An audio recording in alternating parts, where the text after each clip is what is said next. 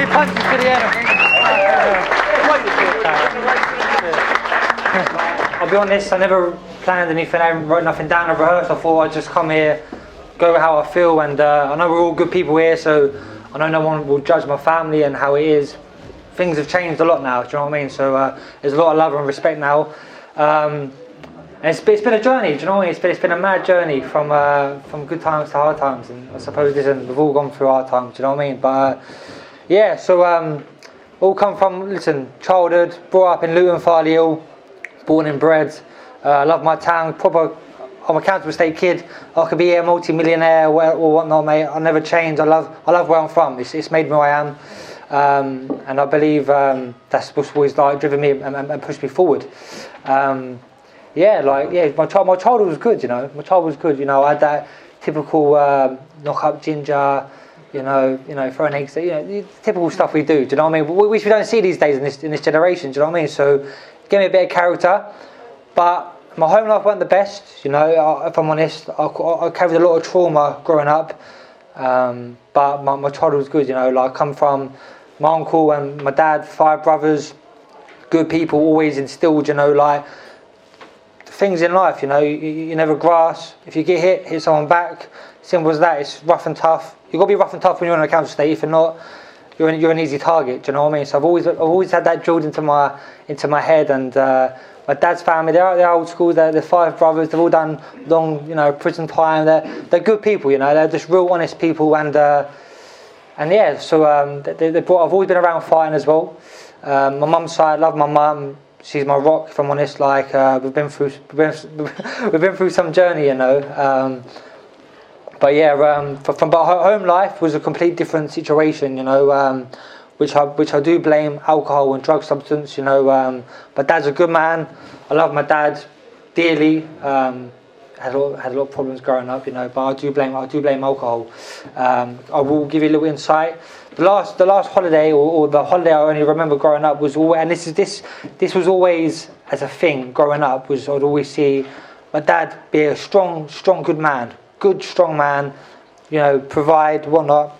He'd touch, drink, and he'd abuse my mum and whatnot. My mum would be broken down. We'd be left. I remember being left on the streets of Spain, nowhere to go. And then my mum would be putting a chair over my dad's head just to protect us. And it just went from that for years and years and years. And it got to a point where enough was enough. My mum found the gut to leave my dad. And it was hard. And, we had no money. We had no money, mate. I was a young kid, 14, 15. I had to grow up early.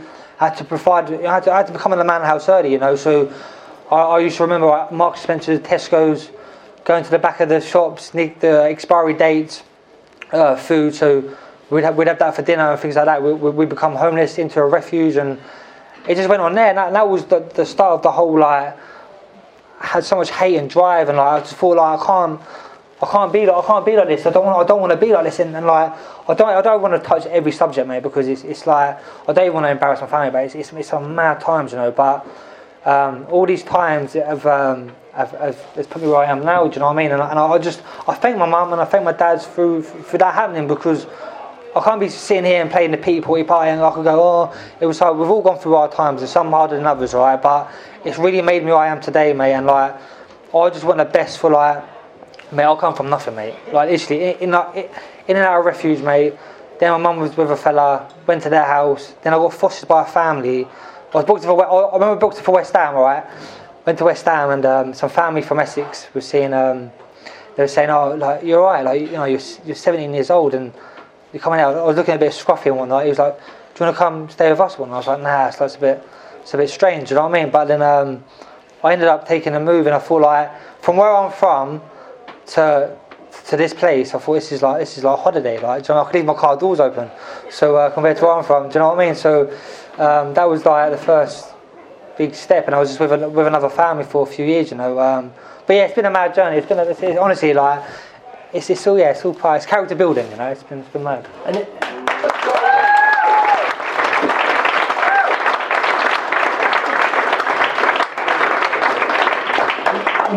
Could you tell us a bit about how boxing came into your life at that time and what that did for you? Yeah, do you know what? I was growing up, right? Obviously, all the trauma you've seen and whatnot. I was an angry, frustrated kid. always fighting. I was carrying a blade on my estate. I used to blame my dad for a lot of things, you know. If I was seeing him, I'd want to set about him, and like, it shouldn't have been like that. I would go to like the Dumbletons family, it's like my mum's side, Dumbletons, right? And they'd be like, oh, you're just like your dad, you'll be nothing, you're just like a Norton, they say to me, right? My last name should be Norton, and I changed it to Reynolds.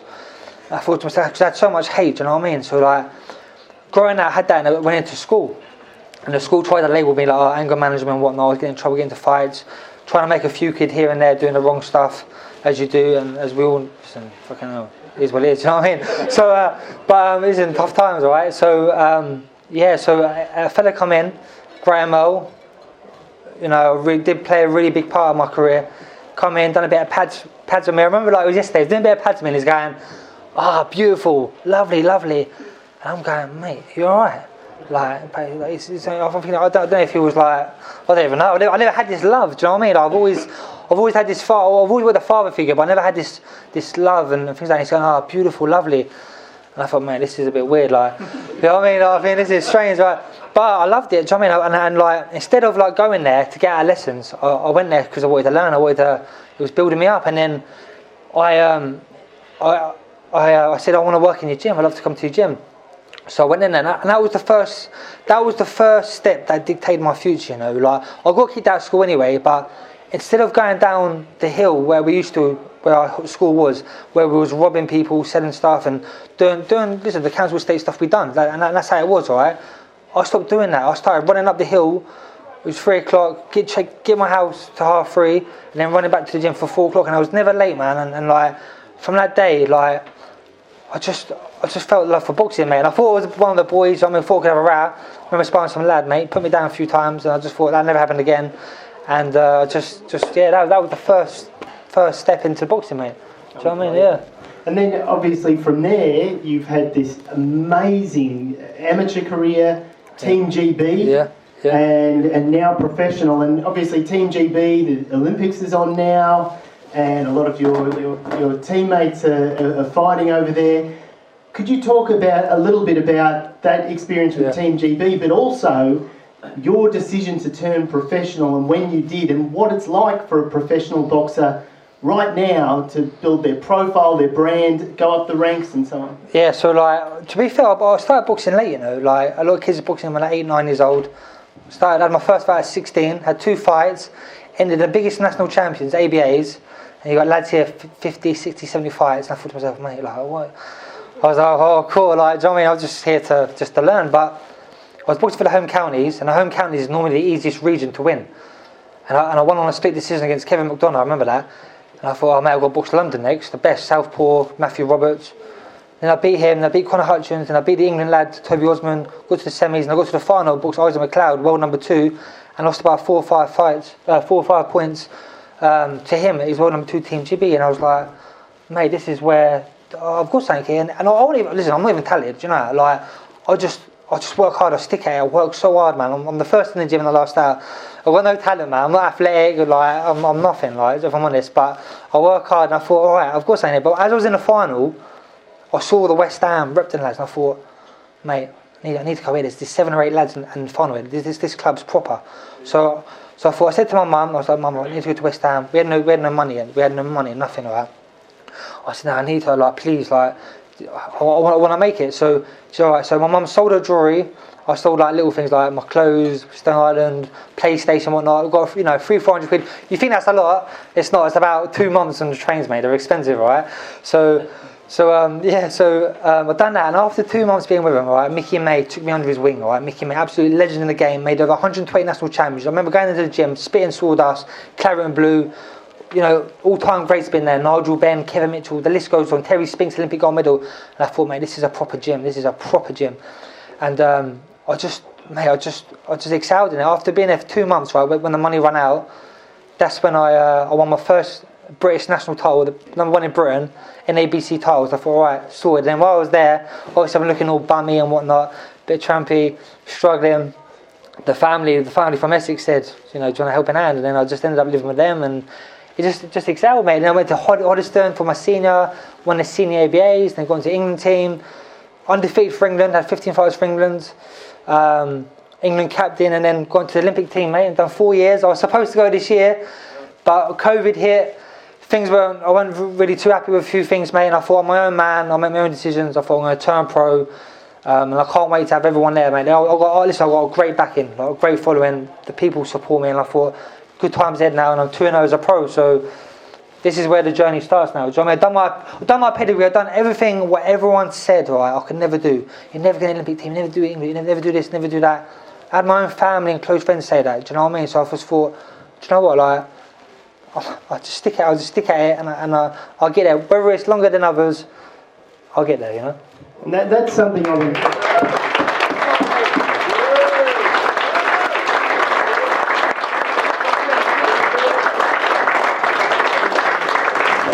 That's something I wanted to touch on, and you mentioned it in the video, and we hear professional athletes always talking about visualising their destiny and so on. And boxing's a lonely sport. You're by yourself in there in the ring. It's tough, mentally tough, and you've touched on it now.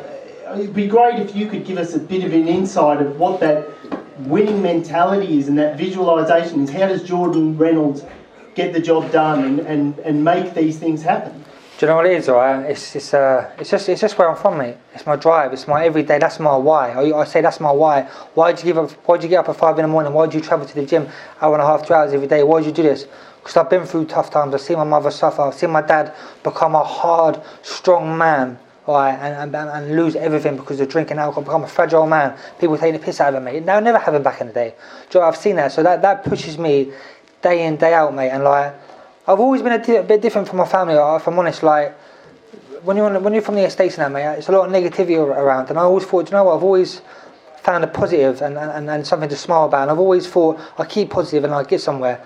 And things just always came my way. And I just always thought, what you speak, what you think, you always attract. And I'm a big believer in that. And it's proof for me. Like, I just kept positive, mate, while times were negative, and I've doing all right, mate. My life could be a lot different, mate. Trust me. From my best mates being stabbed to shot to I've been through it in a few situations myself. So it's all right. We're doing all right. We're doing all right.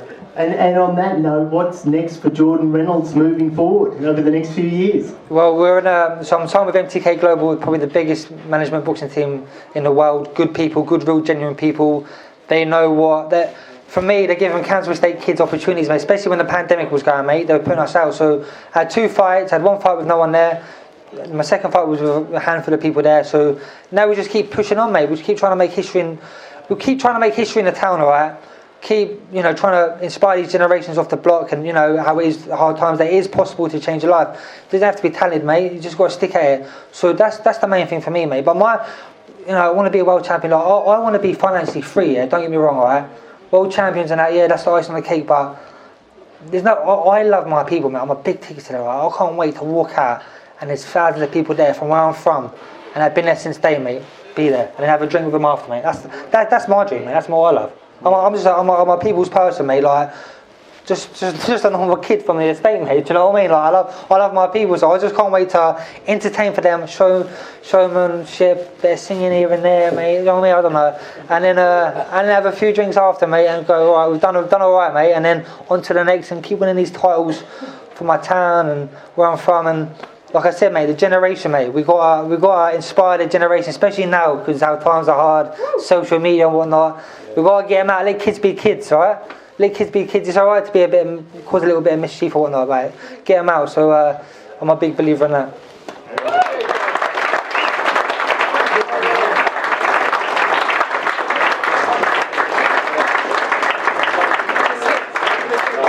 Now, before we wrap this up, we know you're on Team GB, and one of your ex-teammates, Anthony AJ Joshua, may be facing the real heavyweight champion of the world, Tyson Fury.